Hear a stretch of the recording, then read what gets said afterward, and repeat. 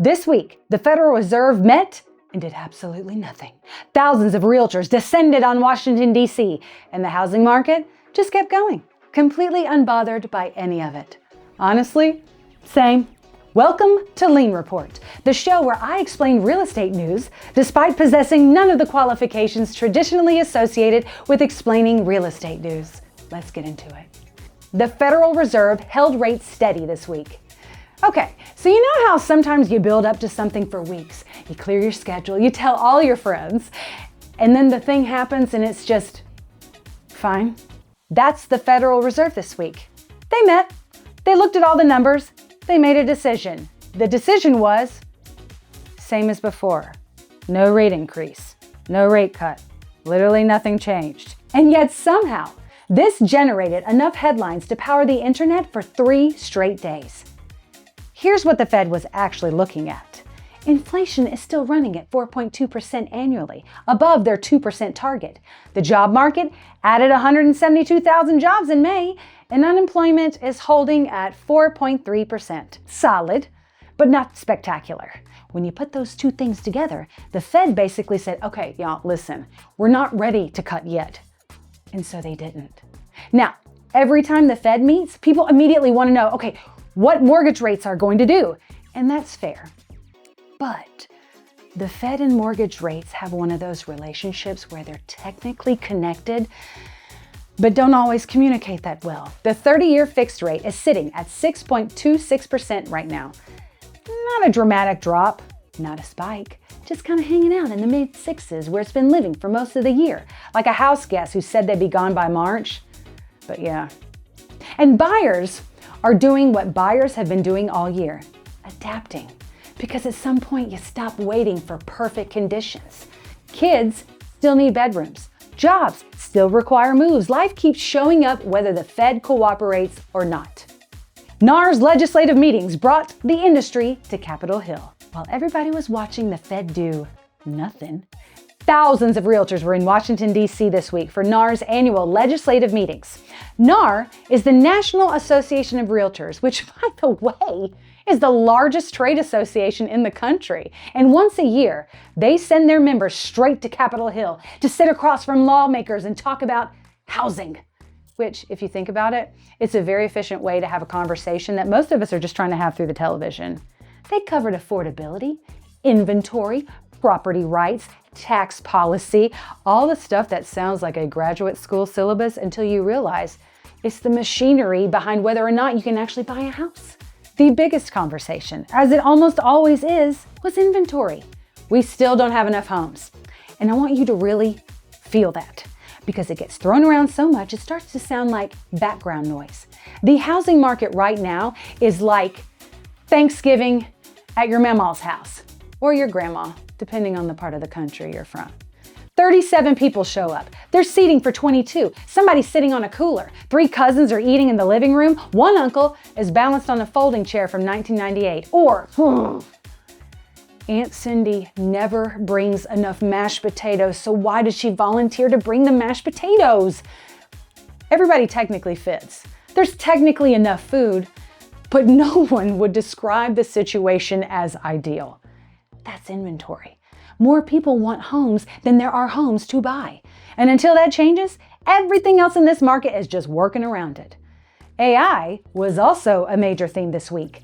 Trump's science and tech advisor told the room that AI is going to start putting the kind of information that used to live exclusively with agents directly into the hands of buyers and sellers. Market data, comparable sales, negotiation context, and the agents who lean into that shift are going to be more valuable, not less. The ones who don't are going to have a very uncomfortable few years.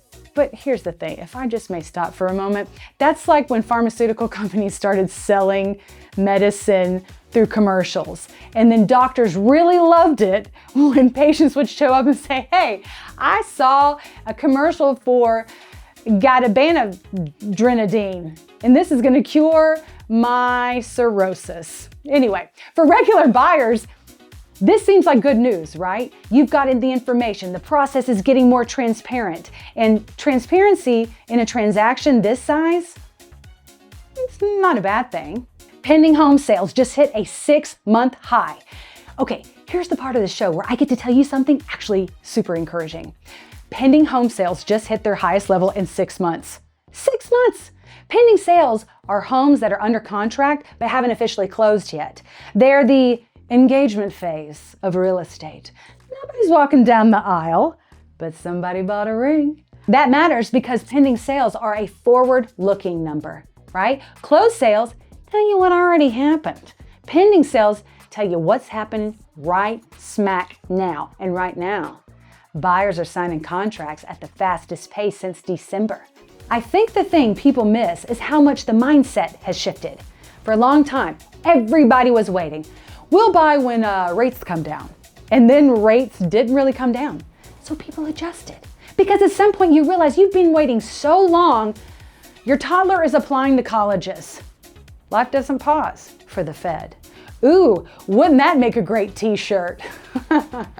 Anyway, moving on. Homeowners pulled $47 billion in equity in 3 months. Last story. You're gonna die, right? And this one is for anyone who already owns a home and maybe hasn't thought much about what that actually means for them financially right now. I'm gonna tell you. According to ICE Mortgage Technology, just hold here. I didn't know whether to say ICE or ICE, so I decided to go with the easier, funner version, which is ICE, Mortgage Technology. Anyhow, American homeowners pulled $47 billion in home equity out of their homes in the first quarter of 2026 alone. Highest first quarter total since 2021. And because home values have stayed high, a lot of people are sitting on a lot of it without fully realizing it. More than half of that $47 billion came through something called a second lien, which is basically borrowing against your equity without touching your original mortgage. People are doing this because they locked in rates around 3% back in 2020 and 2021, and they are absolutely not giving those up. Never. So instead of refinancing and losing their sweet deal, they're pulling from their equity like it's a savings account that happens to have a really nice kitchen. See, the average homeowner with a mortgage is sitting on about $295,000 in equity right now. Some people are using it to renovate. Some are consolidating debt. Some are using it as a down payment on an investment property. The point is that you don't have to do anything with it. The point is that home ownership builds wealth quietly in the background while you're living your life. And right now, that wealth is bigger than a lot of people realize. Worth knowing. And that is your week. The Fed met and mortgage rates kept being mysterious. Realtors made their case in Washington. Pending sales hit a 6-month high. Inventory keeps moving in the right direction, and homeowners are sitting on more equity than they probably think. The housing market right now is not frozen, and it's not flying. It's just slowly, steadily working its way back towards something that feels like normal.